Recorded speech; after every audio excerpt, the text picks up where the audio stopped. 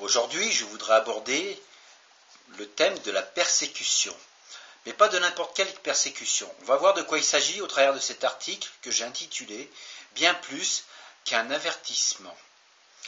En Jean chapitre 1 et au verset 1, il est écrit « Au commencement était la parole, et la parole était avec Dieu, et la parole était Dieu. » Donc, il y a eu un début. Et en Jean chapitre 1, au verset 14, il est écrit « Et la parole a été faite chair, et elle a habité parmi nous. » Donc, il y a eu une suite. Et c'est là que tout commence pour ceux qui croient. Pour ceux qui croient en qui? Pour ceux qui croient en Jésus. Mais qu'est-ce qui commence donc? En Matthieu chapitre 10, verset 34, Jésus nous dit « Ne croyez pas que je sois venu apporter la paix sur la terre. Je ne suis pas venu apporter la paix, mais l'épée. Car la parole de Dieu est vivante et efficace, plus tranchante qu'une épée à double tranchant, pénétrante jusqu'à partager âme et esprit, jointure et moelle. Elle juge les sentiments et les pensées du cœur. » Hébreux chapitre 4, verset 12. Alors, je vous mets en garde. N'interprétons pas les Saintes Écritures à la légère. Jésus nous parle d'armes, mais ces armes-là, qui restent spirituelles, nous seront très utiles dans notre vie de chrétien pour mener des combats qui seront bien réels. Les chrétiens seront en proie à de violentes persécutions, mais ces persécutions ne viendront pas forcément de là où nous pensons les voir venir. Beaucoup pensent que les chrétiens se feront égorger par l'empire islamique, par les communistes ou je ne sais pas qui encore. La réalité nous met face à un fait qui surprendra beaucoup d'entre nous, car peu nombreux sont ceux qui y sont préparés. Matthieu chapitre 10, verset 35 nous dit « Car je suis venu mettre la division entre l'homme et son père, entre la fille et sa mère, entre la belle-fille et sa belle-mère. » Alors maintenant, on peut parler de combat. Il est dit en 1, je suis venu mettre la division entre l'homme et son père. En 2, entre la fille et sa mère. Et en 3, entre la belle-fille et sa belle-mère. Alors en Matthieu chapitre 10, verset 36, il est dit « Et l'homme aura pour ennemis les gens de sa maison, de ceux qui mangent à la même table que lui. » Jésus n'a jamais dit « entre le père et son fils » ou même encore entre la mère et sa fille, etc. Car il s'agit bien là de l'état de rébellion de la génération qui a été engendrée et qui n'aura plus aucun respect pour l'autorité parentale. Dans certains cas, ça peut aller du simple refus à l'obéissance, aux mots grossiers, en passant par le blasphème contre Dieu, pour finir dans le pire des cas, à l'acte violent consistant à frapper ses propres parents. Être chrétien implique donc de bien grandes conséquences. Ne passons pas à côté des risques qu'il y a à prendre. Nombreuses sont les familles qui se déchirent car Jésus se retrouve au sein même de nombreux conflits. Pourtant, Jésus nous met en garde quant aux conséquences.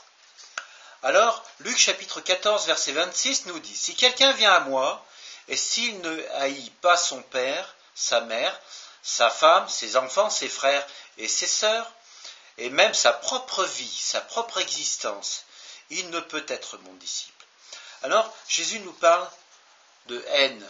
Pourquoi? L'un des synonymes de la haine est fuir.